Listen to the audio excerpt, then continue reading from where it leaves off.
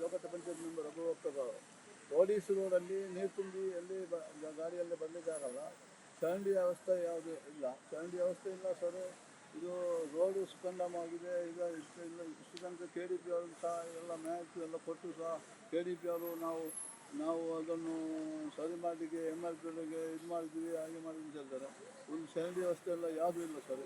ನೋಡಿ, ರೋಡಲ್ಲಿ ಸೈಡಲ್ಲಿ ಗಾಡಿ ಇದೆಲ್ಲ ಸೈಡ್ ಆಗ್ತಾ ಇದೆ, ಪಾರ್ಕಿಂಗ್ ಆಗ್ತದೆ. ಅದು ಸಹ ಅದಕ್ಕೆ ಸಹ ಯಾರು ಕಂಪನಿಯವರು ರೋಡ್ ಪಾರ್ಕಿಂಗ್ ಮಾಡ್ತಾರೆ, ಮಾಡಿದರೂ ಈ ರೋಡನ್ನು ಸರಿ ಮಾಡಲಿಕ್ಕೆ ಕಂಪನಿಯವರಿಗೆ ಆಗಲಿಲ್ಲ.